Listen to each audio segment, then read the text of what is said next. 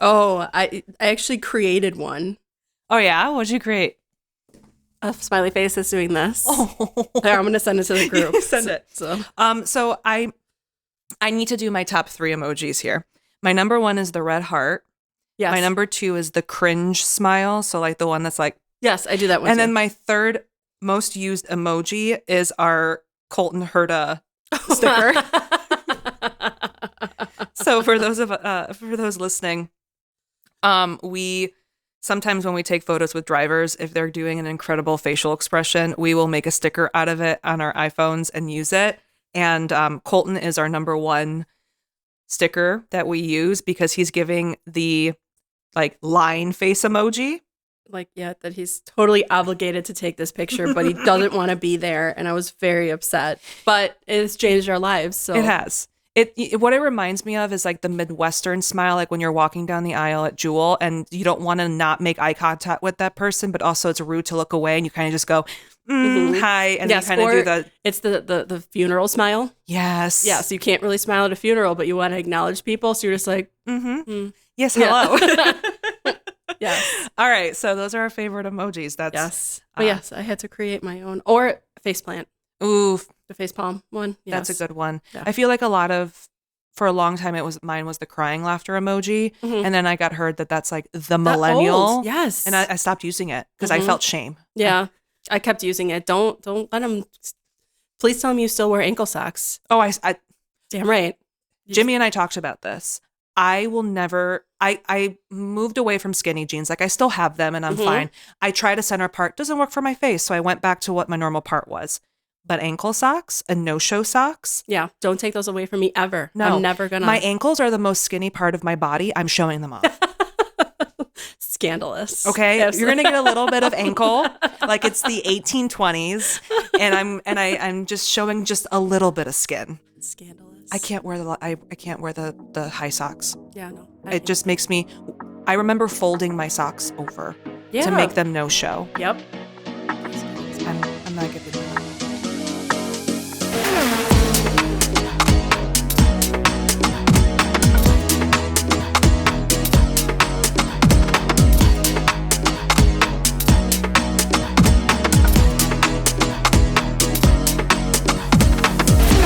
Welcome to Laugh It Like It's Hot, y'all. This is episode 4. It's crazy to think that we've been doing this now 4 times. We just literally finished watching Thermal, so we'll do a quick recap of that. But a lot's happened over the last couple of weeks. It's always weird when you have a season opener and then you don't have any racing for 3 weeks. It's kind of and we're going into that again, right? yeah, before Long Beach. This is the worst time for IndyCar. And then April happens, and then May is like boom, boom, boom, boom, boom, summer, and then it's over. And you're like, okay, let's not do this. They could space this out a little bit better, Yeah. but what do we know? We're not promoters. No, we're not. We can just complain about it. Yep. But we wanted to quickly, so since the checker fell at St. Pete, we wanted to give a quick kind of little update about some things that have happened since then. So as many of us have probably seen on social, St. Pete was watched. There were a lot of eyeballs on it. There was at one point 1.8 million people watching. I think the average was 1.4 million viewers on Fox, which is a 45% increase from last year's season opener. And it was the most watched non-Indy 500 race so far. That's amazing. Right? So Fox is really doing its thing with promoting and the commercials and all that stuff. So good. I'm glad I'm like bittersweet about it. Like that's good for them. Yeah. But at the same time, like we want to keep it still intimate. Not as many. I don't know. I know. We were here first. We were here first. I yeah. really do want to know out of those 1.4 or 1.8 million viewers, how many of them were, because this also includes the international streaming numbers. So I really want to know like what the breakdown was for international viewers, especially those in Europe that were possibly F1 folks that I can find that. were watching, but I didn't see it anywhere. But it's good to see that when you move to another network, that the network wants to make it be better and more eyeballs be viewed on it. there isn't a streaming option, which I was shocked to see these numbers. Yeah. I was expecting like 900,000 to a million for St. Pete, but almost 2 million. That's crazy. Mhm. That's a lot of people. So According to this, Germany, Austria, and Switzerland were the top with Motor Vision Plus. So I guess there must be some sort of streaming service overseas that they have. yeah. Yeah. But it was over 200 countries. That's crazy. Mm-hmm. Yeah, I really want to know how much of that was before the F1 season started. So it was really truly kind of the first open wheel racing series. So I wonder how many F1 people were like, oh, we need something to watch. Let's watch it. Mm-hmm. Yeah. I will be very interested to see what thermal numbers are going to be, especially since the chaos that happened today. But just a couple other things. So the fastest race lap in St. Pete was actually by Joseph Newgarden, which was on lap 80. So the lap was a minute 1.690. So it's they do have pace on the street courses, Penske, which I know we'll talk about Penske in a little bit, about thermal and their performance. So another Penske update. So we all know that Will Power had a very difficult St. Pete. Fun fact, that was actually, he broke the record for the most consecutive starts, at least for one lap. That was the first time since 2017 that he did not finish a race. He didn't finish the first lap. Yeah. So he has been, at least, even if he DNF'd, let's say in lap 10, he has not DNF'd since 2017. That's incredible. I know. That's how consistent he is. Mm-hmm. But one thing I do want to talk about is the Pato Award tattoo. Oh, that was so funny. Oh my gosh. I remember watching, I was on Instagram and I'm like, what is that man doing? And he's like, sign, sign, sign. And the fact that Pato did it, his face afterward. He was just like, oh my God. Like, I know this man gets a ton of phone numbers and he probably gets DMs every second of every day. Mm-hmm. But the fact that this man, he was a big dude too. Yeah, like he was taller. A grown father. Yeah, like was probably just like, sign me, sign me. And the fact that he did, and then the next day he sent a photo from the tattoo shop with it tatted. Is that the first, at least most recent tattoo? I'm assuming there's probably other people out there that have tattoos of their favorite drivers and everything like that. Like, but not like a signature that they tattooed over it. I haven't seen that in the. No, it's hilarious. Did you see there was a like interview too with a bunch of drivers? Like, what's the thing that you sign the most? Yes, and the most is like babies' foreheads. Okay, and, can we talk about that? For like to offer your child as as a place to autograph. That eventually will get washed off its face. I'm assuming they're signing their faces. They said like the forehead because like isn't that like this, like if it's a baby, like isn't that like a soft? I mean, area? if you go to the top of the head, that's the soft spot. So I'm hoping that they avoid that and that these drivers are smart enough not to. But like, yeah, they say the forehead. Why?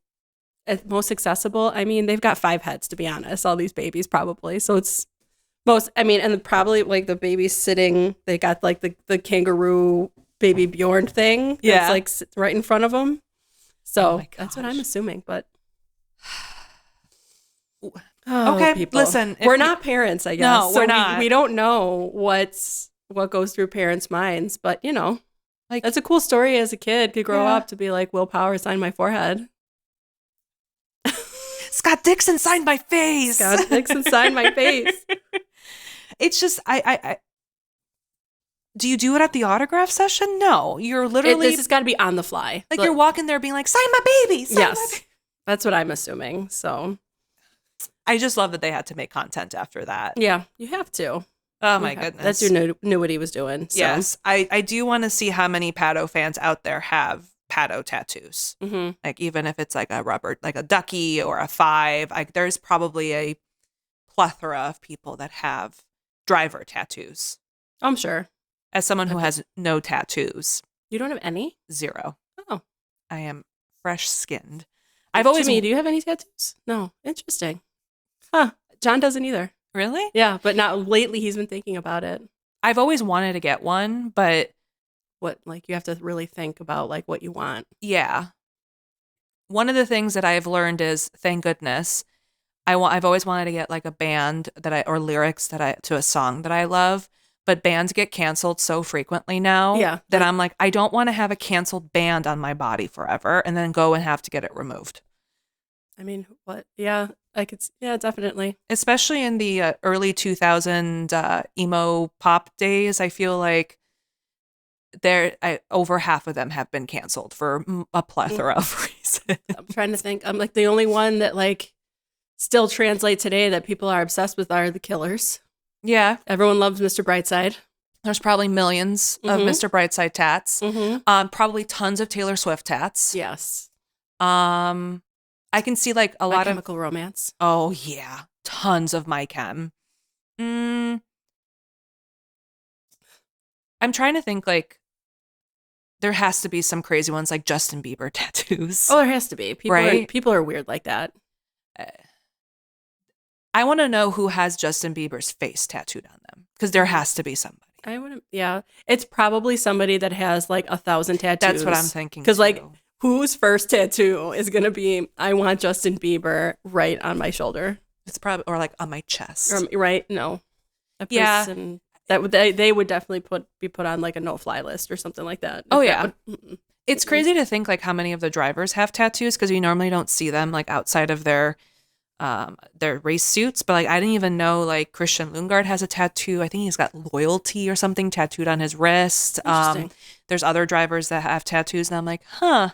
You're like, I wouldn't pick that. Like, yeah, it's very, very interesting personal choices that these people make. I know. I'm assuming if I won the Indy 500, I'd get a tattoo. Like if I was Joseph Newgarden, I would totally 100% have 2 little milk bottles tattooed somewhere. If I was an Olympian, you'd have to do it. You have to, right? Yeah. Those are moments, right? Like, I don't want to be part of the cliche. Like, oh, that's that tattoo. I can tell how old you are by the tattoo you have. Like So maybe don't look at my wrists. Oh no, don't judge me. I would never judge you. I know. It's fine. They're not there. Like they're not that bad. No, they're cute. Yeah. And if you wear a watch or something, you can't even see it. Yeah. The one place I've always wanted to get it is the one right behind the ear. Yeah. Because then like your hair can be in the way and it's not like super, super visible. Yeah. I like that. Maybe one day. Maybe one day. We'll see. Yeah. All right. I wanted to bring up the NHRA driver. It made me laugh when I heard that. So Bob Tasca had one of the NHRA, so like the drag racing association, very upset about the fastest racing on earth tagline that Fox used because it's not technically the fastest driving. I'm the fastest driver. It's me. It's me. But you know what's really crazy? He was complaining about Fox while being on Fox. Yeah, I was gonna say because like they have like we were talking about this that right after the practice they had race 2 yesterday, and I was like, wait, didn't that driver complain and talk massive shit about Fox? And like, can't you not? Right. Isn't there like an NDA that they have to like? Well, and it's a free country. You can say whatever you want. I think I agree with a lot of the comments that were said about it. I think Scotty Mack said this and Rossi said this. Yes, it's marketing. At the end of the day, Fox purchased a new addition to their sports portfolio. They're going to want to go big. And should they have said the fastest open wheel racing on earth? That's not marketable. That doesn't have a lot of zing to it. No. And I would really love to see how many active viewers are watching NHRA. Right. Like you have to think about, because, I think they're trying to get like the F1 crowd to start watching Indy. So how are you going to get them? You have to schmooze them a little bit. And yes, is it fast? Actually, Indy is faster than F1. Yeah. So maybe that's where they're trying to get that tagline. Hey, that it is the fastest racing on earth. Yeah. But it's just, it's crazy to think that you were that upset to be like, I saw a commercial and I'm mad. Yeah. Like, very offended. Okay. And also he's a very well decorated, drag racer, yeah, I guess. I guess. But whenever I think about NHRA, I think about I'm in a hotel room on a work trip and I'm trying to fall asleep and I put ESPN on or some show and it's on. Yeah. So I'm sorry. But I do have to say, I will give them credit. There are a lot of women that race in NHRA. And that being said, I think that that's a great place for women to race. And it's awesome. I was watching a little bit after practice. I was like, okay. But bro. Yeah, right. Take it easy. Relax. I think, yeah. Right. And potentially you guys, they'll get more viewers because if Indy's on first, and then just like yesterday, how you said that, like, then I did start watching NHRA. So maybe you are going to gain more of a fan base. It's all different racing. Like NASCAR can say that they're this, or, I don't know. LMP2 can say this, right? Like IMSA can say this. It's just one of those things that, like, at the end of the day, it's racing. It goes fast. You have to be a special type of person to get in a race car. Cool. You have a platform. Go race your craft, win, and just shut up. Right. Go to work. Go to work. Exactly. Yeah. Just go. No one wants to work these days. No. Right. That was the talk of the town. Yeah. Made me laugh. But now people know who he is. Yeah. I guess maybe it was a publicity stunt. All right, so let's talk about thermal. So, can we talk about the graphics? Oh my God, can we? They got rid of the cartoons. Thank freaking God. Part of me feels like they were not ready for St. Pete, and they just did it for like the NASCAR package just to have it. Yeah. Oh my gosh. It did not work. So much better. Thank goodness. Yes. So I'm glad. Yeah. I noticed that today. I was like, oh, the cartoons are gone. Thank God. Even though I'm not a huge fan of the only one, Colton's face. Not great. Did you see why does this man look like he is severely overweight? Yes. Yeah. Well, he as a photographer, you should tell, yes, chin down is what you should tell. But everyone else looked fine. Yeah. Some of the, they didn't Photoshop him clearly. Like Scott Dixon's, you can tell where the lights were, and you can see the grease kind of on his because it's fine. But yeah, Colton's and then Marcus Armstrong's, they clearly took it from a far away angle. He looks sick. Doesn't he look ill? He looked yes, because I saw that and I'm like, oh, he's got bags. He looks like he's dying of Ebola. It looks really bad. Angela left him to go back to Lewis, and this man is dying of Ebola. That's what America does to you. I do have to say, when he first moved to Indiana, he got food poisoning at a Whole Foods from the quinoa in the hot bar. And he was like, I can't eat anything here. And I think he's still vegan. So he's got and he's like, you know how hard it is to find vegan things to eat in Indianapolis? Yeah, you should have thought about that, dude. Yeah. So yeah, because he can't even eat cheese, nothing, right? Because vegans don't eat cheese. And I just thought it's welcome to America. Here's some food poisoning from Whole Foods. Right. This is what we do to vegans here in America. And I was just like, oh, I'm sorry, Marcus. But he looks, and he looks so small. Mm-hmm. His headshot, so it looks so much further away. And then you have Colton's, which is right there. Mm-hmm. Yeah. It's better than the cartoons. Yeah. I will give that to them. Maybe a little rush, but they're still working through some things. Oh yeah. We did get a new drone shots this week. Which they look good. They do. Yeah. I think the drone adds better higher velocity shots. The cars do look slower on the drones than they do on the other televised camera, but it's a cool shot to add that. So yeah. And you can get in places that a normal helicopter can't get in. Mm-hmm. So I'm excited to see if they're going to use drones in the street courses. It would have to be, because why would you need them in an oval? You could see everything. Oh my God. Just right, exactly. Yeah. So because they have to get FAA clearance for those. So I'm assuming they probably will do them in the cities and stuff. Street and road. Cause I think of Road America, that I'm that's going to be cool, because there's just so many. A lot of that, it's so hidden, and it's so, I don't know. I think that's going to be cool. And we'll be on drone watch when we're there. 100% will. But, there's still issues happening. So it looks like the timing stand still has a lot of work. They're still not showing deltas for qualifying, which, as somebody who likes watching the deltas, when you had the NBC Peacock or wherever you watched it, they had the delta, and they had it highlighted red or green based on if they're going to be above the cut line. when you're watching qualies now, you see their times. You're like, cool, but I don't know if, I don't know, little Dave is starting a hot lap and he's on pace. Like at least in F1, you see like they have green sectors, yellow sectors, purple sectors. Still nothing. You just see them, they're moving to the just top. Drop. Yeah. And I'm like, come on, give me something to watch here because I don't know what's going on half the time. So I still think there needs to be room for improvement. My biggest gripe is the warm-up couch thing they're doing.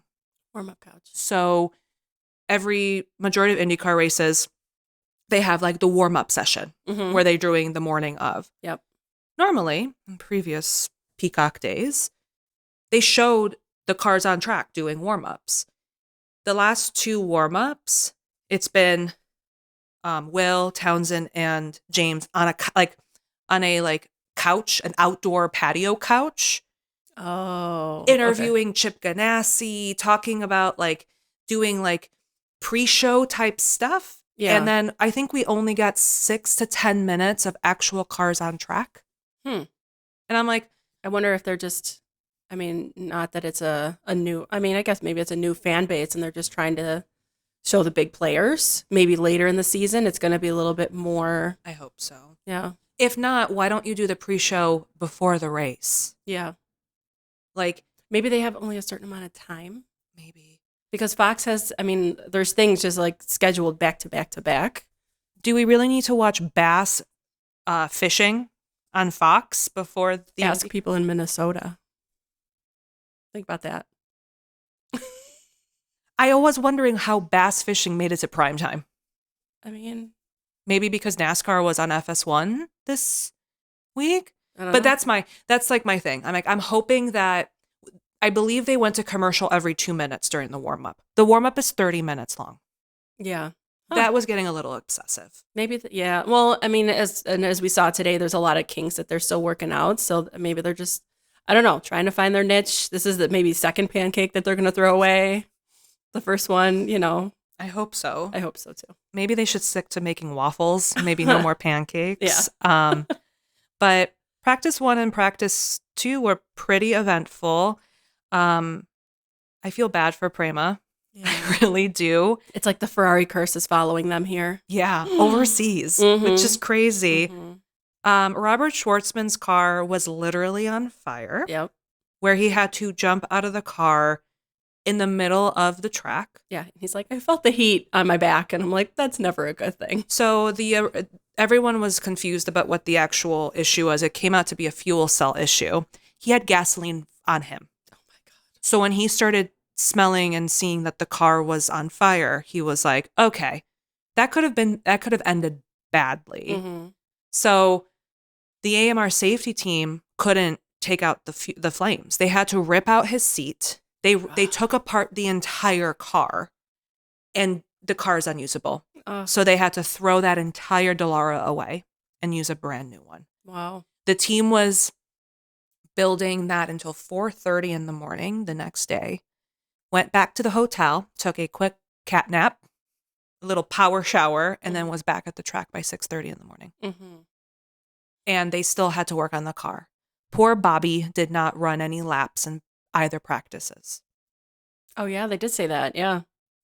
Last race at St. Pete, he had radio issues. This week, his car was literally on fire. Oh, gosh. And Prema keeps saying, well, we're successful in everything that we do. Typical Italians. And so, oh my God. I fear for Prema for that because the first oval's the 500. I fear for them there. Yeah. If they can't get the straight and road courses, like they're going to have Long Beach and Barber, so they'll have one of each coming up. But I feel bad. I really do feel bad for them. I know. Well, I mean, I guess we had high hopes for them, but Yeah. it is their first go at this. Working out the kinks. Who knows? Like I said, the Ferrari curse. But these poor drivers. But they did test at thermal, so at least both Callum and Robert have had opportunities to race there. So they're not coming in completely blind. But Of course, the one car that is on fire is the Mm-hmm. it was kind of sad. Sending happy thoughts their way, I know. right? Poor Bobby. Thoughts and prayers. So, but the weekend in itself was a reliability issue weekend. People were going through hybrid engines like crazy or having hybrid issues. Not only was it flippin' hot, yeah. which honestly I would take an 85-degree day now. Yes, right. Compared to the week that we had, that Yeah. it was 65 one day and then snowing the next. Yeah. And then hailing and then And 70 then thunderstorms and then 30 degrees. mud rain. Yes. Yeah, my car is so dirty. Washed. Yeah. But Scotty Mack was having hybrid issues. Kiffin Simpson was having shifting issues. There were just so many issues. I think Rossi at one point had a hybrid issue. And yes, the track is bumpy, but I didn't realize how bumpy it was until I literally saw that they were jumping Just curves. bouncing. Yeah. I'm like, what F1 car would actually like go through a bump like that and survive? Mm-hmm. It'd fall apart. Yep. So we'll see what happens with the hybrid going into Long Beach and Barber, but we have never raced there with the hybrids. So all of these drivers are getting used to how to drive with the extra weight. So we'll see how many more hybrids that they go through. I am convinced this is going to be the year where we're going to see more grid place penalties earlier than later in the year. Yeah. People are like, well, I've used up all of my allocations. I need more. Mm-hmm. I did find out a fun fact during watching practice too. So Joseph Newgarden actually went to high school with Taylor Swift. Really? Yep. So Joseph is a year younger than Taylor. So he's 34, she's 35. Mm-hmm. So I'm assuming that they've walked the same halls. Yeah, probably. Isn't that crazy? That is crazy to think about. I had no idea. I also, for the longest time, thought Joseph Newgarden was older than Taylor Swift. And then I looked Yeah. it up and I was like, Oh, no, you're no- yeah. I'm older than Joseph Newgarden. I know. Remember, like last year we were looking everybody. We're like, who? He's 24. Yeah. What the hell? So could you imagine like, hey, like I'm an Indy 500 Indy champion race car driver, and I went to school with Taylor Swift in Nashville. Like, how sad is it that like people, I don't know, like that's the most one of the most notable things about you. You're like, I've won the Indy 500 twice, but I went to high school with Taylor Swift. But there have been other like very successful race car. I think there's a very successful a NASCAR driver that went out of that school. So like, what school lunches are they feeding these kids that go to that school? I mean, it is a little bit. They did grow up with money, yes, at least enough, Yeah. right? So maybe upper middle class. yeah, opportunity. Yeah. Where's he from? I think he's from like actually Nashville. Okay. But I don't know what part of Nashville. I've also Yeah. never been to Nashville, so I can't say like East Nashville, West Nashville, or Right. anything like that. But But that's interesting. that is interesting. I found that out during pre-practice too. Okay. So, all right. So we'll get into qualies. Qualies were pretty uneventful. Yeah. I think the biggest thing was the Penske's. All three of them didn't make it into the top 12. Yeah. Yeah, they didn't do well. No, Scotty was struggling out there. Mhm. Joseph was technically the best, and Will was struggling, but their performance was nowhere. For the qualies. Yeah. Yeah. You're like, what happened? Mm-hmm. And at one point, a lot of Team Chevys were struggling, and then somehow Pato and Christian was pretty solid all week, but like they showed up. But it was just, there were some random outliers like Alex Rossi making it, and then Louis Foster from being a rookie. But that was the first time that the Penske 3 did not qualify for the top 12 since 2021. Wow. So they were 17th and below at the Indy GP in 2021. So Penske perfect was not happening. Mm-mm. But Interesting thought. besides that, qualies were kind of... Yeah, they're just kind of like, that just happened. Yeah. Like, you know, everything worked out the way that nothing eventful. I was shocked. I was honestly shocked that Pato got pole. I was thinking Christian would have had it. Yeah. But... Yeah, Christian was fighting hard. He's doing well. But it was the first McLaren front row lockout since they joined the IndyCar series. Yeah, and I think this was the first pole position for Pato since 2021. Yes. Did I say? Yeah. So it was We had 2 McLarens starting 1-2 in F1 and both in IndyCar. So it was a really good result for McLaren overall. But the race, I think the beginning was decent. Yeah, I think they were saying that like it was 40 degrees warmer from warm up to the actual race start. So that is a huge change. And I mean, that's just what happens when you're in a desert in the morning. It's nice and cool and stuff like that, especially that area, a ton of wind. And then it got to whatever 85 or whatever that it was. I was looking at, was it Palou that he like, it was the cool suit, right? Yeah. That they all had. So like, I don't know if you guys noticed that there was like a loop-de-doop kind of tube system that he was wearing, which is what the cool seats are. Because the track was 120 degrees, I believe. It's so hot. Yeah. So I can only imagine in that car what it could be. And I want to say like their straws were bigger. Yes. So they drank more water, right? So I'm like, interesting, like weird little modifications that they do from race to race. Yeah, because didn't Townsend say like, oh, it looks like you're getting like a small, medium, or large straw from like the McDonald's drive-through? Yeah. And with the aero screen, you're not getting any airflow. Right. And I do wonder, so in F1 this year, because of Singapore and how hot it is, any race that is above 90, I think it's 85 or 90 degrees Fahrenheit, they are required to wear the cool suits. Okay. I wonder, I don't think there's any rules for whether or not drivers can wear cool suits in IndyCar.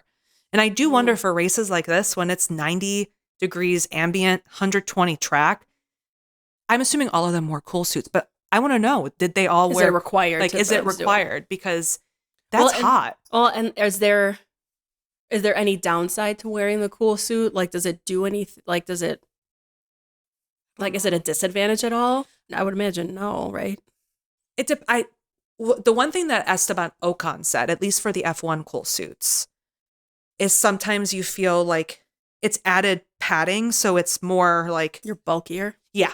So then the seatbelts are tighter. You feel a little bit more like sucked in. Mm-hmm. So I do wonder if that's not like, is that like a breathing issue then? They can't control their breathing as much, or because all of them have different ones. Like I'm assuming it's not all one brand, but I don't know. I'm assuming the cool suits are different between F1 and IndyCar, but I'm assuming it's you still feel like the tubes, right? So it's they looked bulky, like, because I didn't realize what it was, and maybe they're like flatter. I don't know, but like it was very interesting to actually see it. I don't know if you noticed it, if you saw it. I always notice the drivers that have the white cool suits because you can see like the outline. Mm-hmm. So I saw like Will Power has always been. I always see him wearing a cool suit. But like Pato wasn't. I don't think Pato was wearing a cool suit. I didn't notice. I just saw on Palou when he was getting interviewed, it was exposed. So I would like a cool suit for hot days. Right? Can you imagine when we sit at Indy, if it's going to be hot? They should sell cool suits for the grandstands. Pants. We should get cool pants, cooling pants. Just full, just zip up. Yep. We're just sitting there. Mm-hmm. I'd be fine with that. That's actually a good idea. We should make them and sell them. Think about it. I feel like some people would buy it. At least the shirts. The cooling, like the scarves, like the and the fans. Those help. I think I might buy a neck fan for the 500. Yeah. That'll be my We're going to be suit. that people? Yes. Yeah. If it's going to be hot. Yeah. Mm-hmm. And humid. And I'm not a shorts person either. No. I'd rather wear long pants and be comfortable and not deal with that than wearing shorts. Yeah. So I think we're going to have to invest in some cool towels. Yeah, cooling towels. The cool suits. Fans. Whatever. All right. Well, the race started and half of the grid was starting on alternates, half of it was starting on primaries. So it definitely seemed like a lot of the teams that were starting on the softs were expecting at least a lap 1 or lap 2 safety car. Mm-hmm. And they wanted it. We all knew it was going to be a soft race, so they wanted to quickly pit. There was no safety cars. They got nothing. Nothing. First time since 2020 where there was no safety cars. Which I'm surprised because especially I can only imagine what sand does on the, Oh, yeah. That you would slip and slide. I mean, people were slipping and sliding off the track a little bit, but like nothing, crazy. No big like contact, some contact, but not not safety car worthy. No. Louis Foster during the formation lap had a hybrid issue, so thank God he was able to start the race from his actual position. But literally the minute they went on formation, he couldn't start the car. Mm-hmm. So that goes back to all of the hybrid issues. And then there were just some incidents. So poor Callum drove into the back of his teammate. Mm-hmm. So it gave him some major damage to the front wing, which basically ruined his race. He was a lap down from the minute the race started. And then the spiciness of Devlin and Scotty Mack. Mm-hmm. So Devlin drove into Scotty Mack and they both spun. And Devlin was issued a drive-through penalty for it for causing a collision. And before we actually started recording, there was a video that IndyCar also shared, which I thought was hilarious. That is pretty funny. I mean, everybody thrives on drama. Oh, yeah, where Devlin was getting into the face of Scotty Mack, being like, it was not my fault. Yeah. Like, look at the video. Let me show you the video. Yeah. I got receipts. And Scotty Mack's like, all right, dude. All right, like, you got a penalty. Yeah. There's nothing else that I can tell. And Devlin, his race, not that Devlin would have made it to the top 10. I'm sorry. So Scotty Mack could have maybe made it to like the top 10, maybe, if he didn't have that. But it's not like Devlin was going to win the race. I understand you're probably hot and sweaty and you need a sweet treat, but calm down. Hand him a Snickers. Yeah, he was definitely hangry. Yeah. He was like, at one point I was like, is he about to push Scotty? It looked like it, that they were going to throw punches. And Scotty's like a foot taller than him. Yeah. Like, I have yet to see someone punch someone in IndyCar. And I really, not that I condone violence, but there have been some moments where I was like, wow, adrenaline's really high. And there have been some pushing and shoving. Yeah. Everybody was hot. Everyone was tired. Yeah. You know, so I'm like, okay. Emotions got the best of them for that moment. I know. But the fact that cameras were rolling, like someone captured that. I was like, okay. But, yeah. And not like a cell phone camera. It was like a legit camera. Mm-hmm. And also, like, if you were RLL, you'd be like, all right, dude, like, calm down. Right. You do that behind closed doors, or you do it after the race and have a civil conversation with the guy. Yep. Ugh. But besides that, you know, there were some little things. So Schwartzman was actually up 12 positions and then had a really crappy pit stop. Yeah. And those 12 spots were like, bye. Yeah. Thank you. That's awful. Erickson had a terrible race, too. I hate to say this because Marcus had such a abysmal first season with Andretti. Mm-hmm. But he does that all the time. Yeah. He wasn't really doing anything and he just spun. Mm-hmm. And I'm like, yeah, because like nobody touched him or anything like that. Like I said, maybe it is a track. Maybe it had to be sand. So basically that was it for Erickson. Mm-hmm. And then Scotty had a hybrid overheating issue. So he had to sit on the pit lane and do a cool cycle with the car. At that point, he was like 9 laps down. Yeah. And I think by like lap 55, he was like, all right, we're calling it. It's been a day. Yeah. And they were like, okay. And he was done. Fair enough. Yeah. Colton also had a really crappy pit stop. Mm-hmm. Again, the second race. But he started in fourth, ended in fourth. Yeah. So he made up for it, his talent. But he's got to do something about that pit crew. At one point, do you have to say the hard question and be like, okay, something needs to change? Mm-hmm. Because if the fact that he got to fourth, if he didn't have that mess up in pit lane, he could have probably fought for Christian for the third spot. Yeah.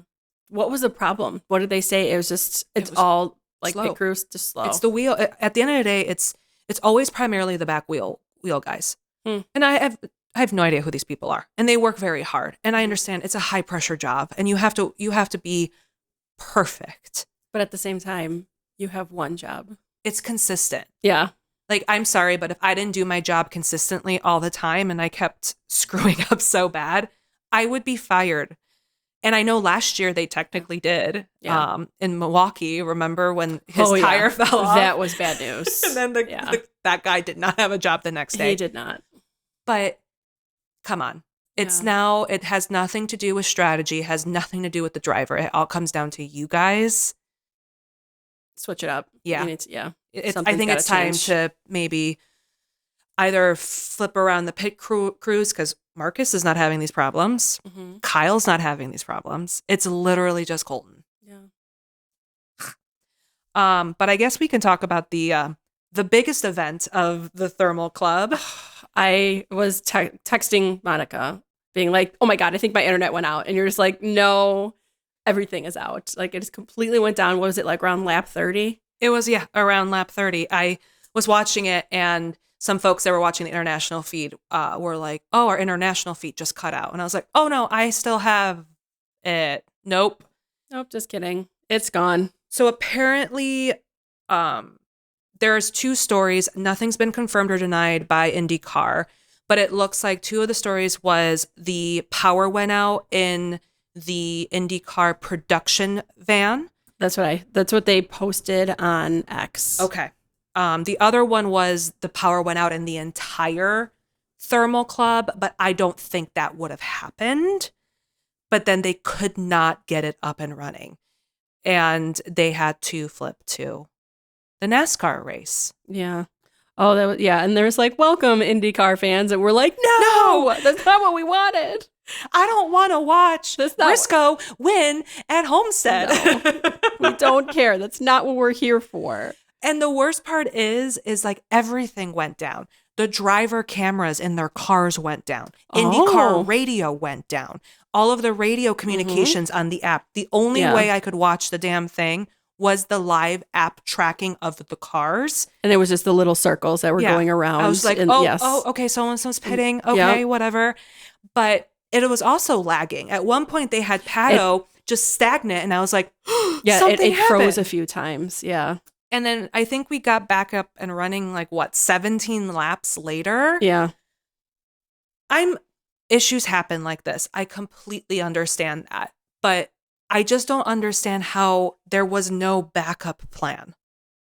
Yeah, they're saying brief interruption in broadcast due to electrical issue in production truck, which caused the power outage. So it was a truck's fault. It was a truck's fault.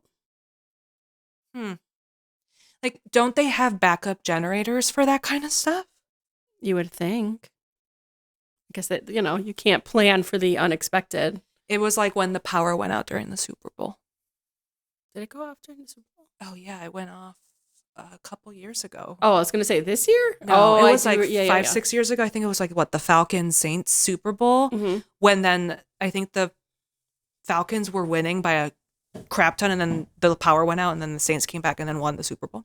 Suspicious. Conspiracies. Mm-hmm. But why not? I understand why NASCAR because it was on, but yeah, you're like, well, yeah. What else would they put up?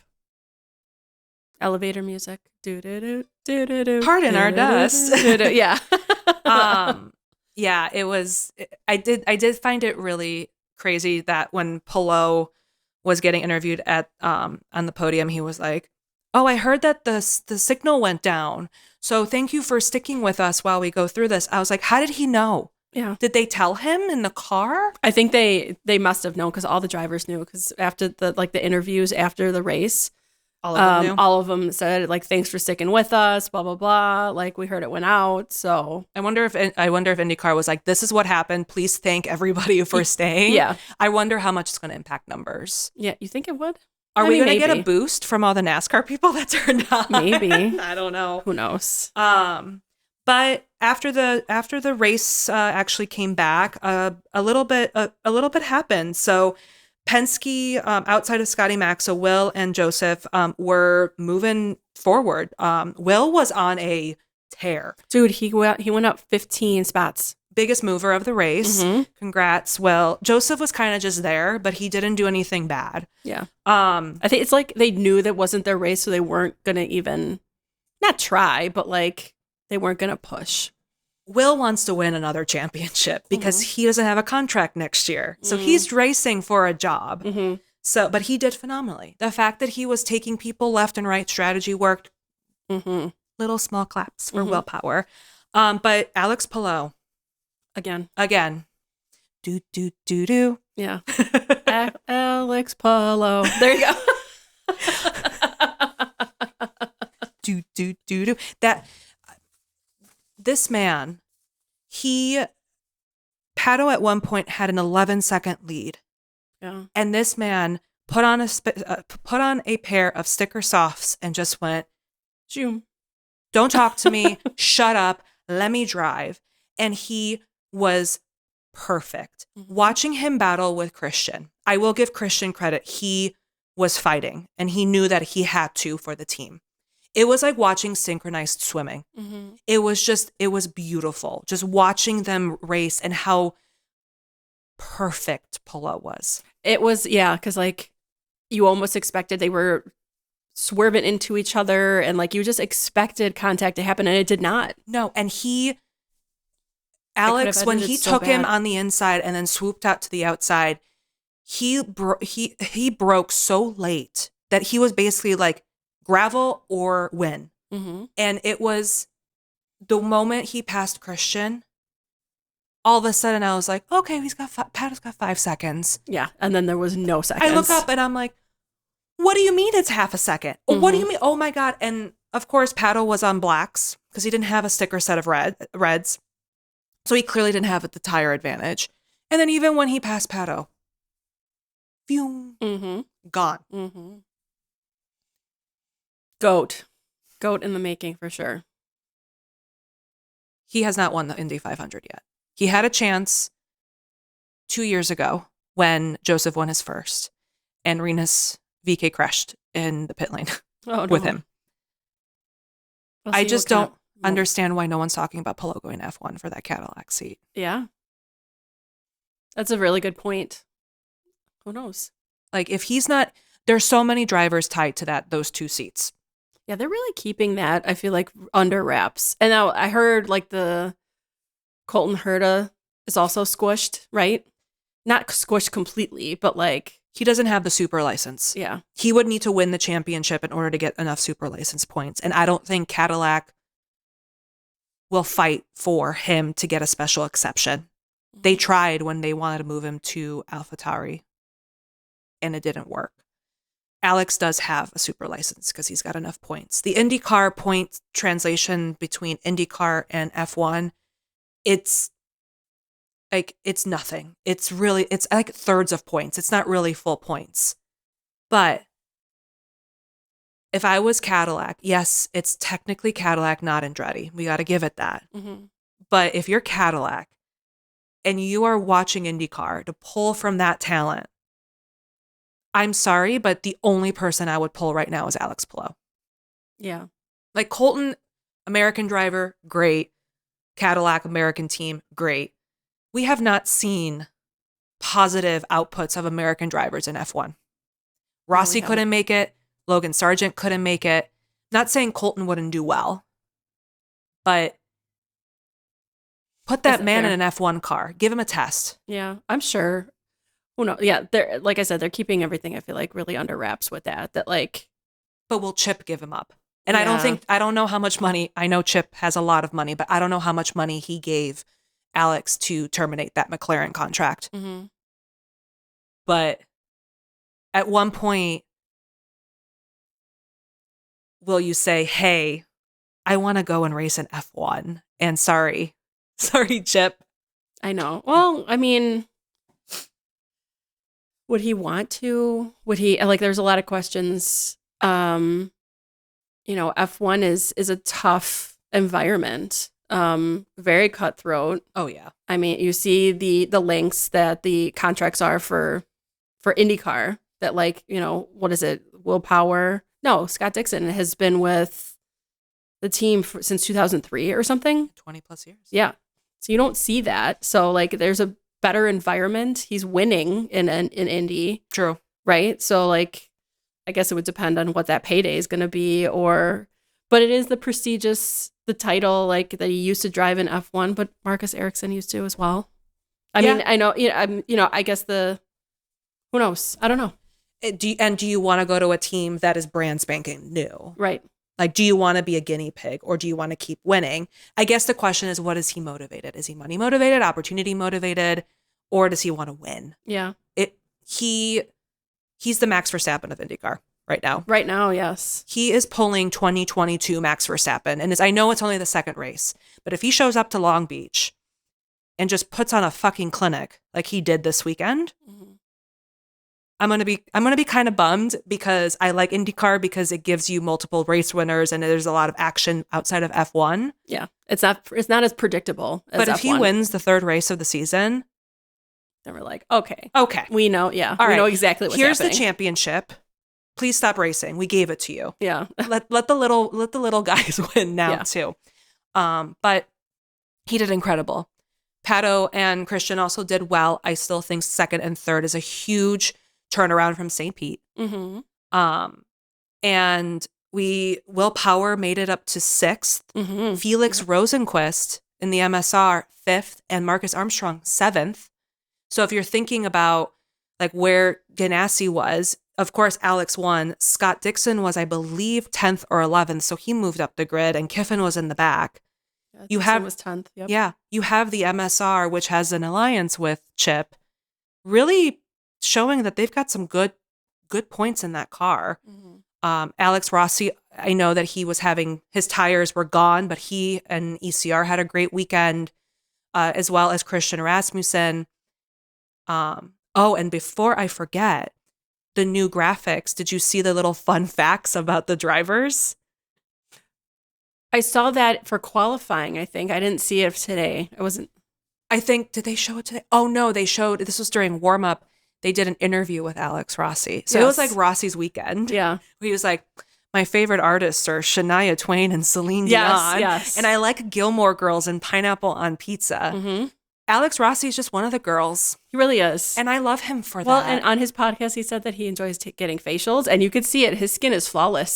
He looks great. I want to be best friends with Alex Rossi. I agree. I know that it really triggered James that he liked pineapple on pizza. Yes. And he did. And he was just like, well, who was one of the other ones? Townsend was like, I'm pretty sure he doesn't care that you think it's terrible, right? And James was just like, we have been friends for a very long time. We've raced on the same team for a very long time. We've stood up in each other's weddings. And I have a podcast with him. And I had no idea that he likes pizza, pineapple on pizza. Yeah. And I was like, oh, wow, look, James is actually plugging the podcast on laptop. Yeah. But they do. I'm assuming they have them for all of the drivers, because I think they had one for Pato too. So like, do spotlights on them? Maybe each race they'll do something like that. Yeah, I kind of like that. I like that too. It gives them a little bit more of look, I'm real, right? Or it just like shows their personality, because obviously when you're competing and you're in a car, you're going to be one personality. Yeah, and then when you're relaxed and in the regular world. Yeah. Completely different. I do like the driver intros as well that they did in the beginning of the race, where they introduce each other. Like where they're from. Yeah. The only thing I have, just because I'm married to a perfectionist when it comes to editing, when you see some of them, they say, hi, I'm Pato Award, Monterey, Mexico. And then you can see they're about to say something else. Because I'm assuming they've asked them introduce yourself, and they've tried to edit it. And you can see they bad editing. Nolan Siegels is like, and you're like, oh, he was about to say something. Oh, it's cut. So just Fox, trim it a little bit. Yeah. But I did really enjoy the intros as well. Yeah. But would I watch Thermal again if it was on the calendar? Probably not. Yeah. It looked sad. It's sad. Because we were talking about, there's not, they put a cap on the fans, right? You said there's only 5,000 fans that can, whatever. It's empty. Yeah. And it's completely flat. The grandstands looked so tiny and sad. So sad. I think MSR brought in 500 veterans, which was really nice. But a lot of these people just were hanging out in their homes with their friends. Yeah. That's it. So not far away is I don't know if you knew that, because I went to Palm Springs a few years ago. The air museum, there's a military air museum where they have all these decommissioned airplanes and stuff too. So I think it's a very heavy veteran area. I think maybe there's a base. I'm assuming there has to be one over there somewhere. Yeah, so but yeah, pretty cool. So yeah, not for that environment. I don't think it worked. It doesn't work that well. Maybe you can do like they did last year, just one of the fun races, just a filler race or something like that, but not in the actual, part of the championship or But Or they can do what F1 does and have that be like what they do with Bahrain with testing. Have that be where they test and then televise it. yeah.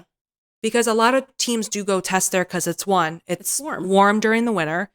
And then you can put it on FS1 and have everyone watch it, but then don't have it be a points race. Yeah. They literally just took 2 tracks and just went, Mm-hmm.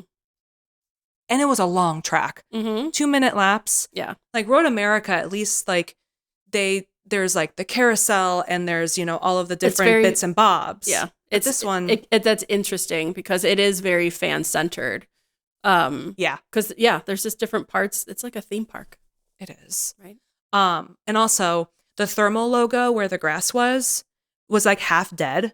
You couldn't have at least hot. Couldn't you at least painted it green? Right. To make it look kind of fancy? I was like, come on, with the amount of money that's being spent, just maybe paint it. Or just do Or make it all dirt. Not dirt.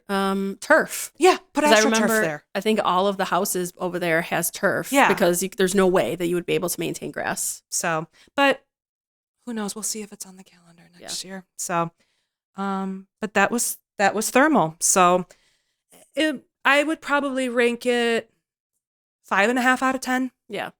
St. Pete was also kind of boring too, which is kind of sad. Yeah. There were not a lot of overtakes in thermal either. I just want more overtaking. It makes the racing more fun. So I'm hoping that Long Beach gives us a little bit more. Because I want to see action on track. Yeah. Well, and Long Beach, that one's been like, that's an established track. Yes. That it's historic. I think it'll be the 50th anniversary. It will be. Yeah. So thermal, done and dusted. No pun intended. Let's not go back. Yeah. All right. So thanks everyone for listening. If you like this episode, please leave a like, comments, and subscribe for more content. You can find us on Instagram, Threads, and BlueSky at Lap It Like It's Hot. And subscribe for more episodes on YouTube, Spotify, and Apple Podcasts. Thanks, everyone. Bye. Bye.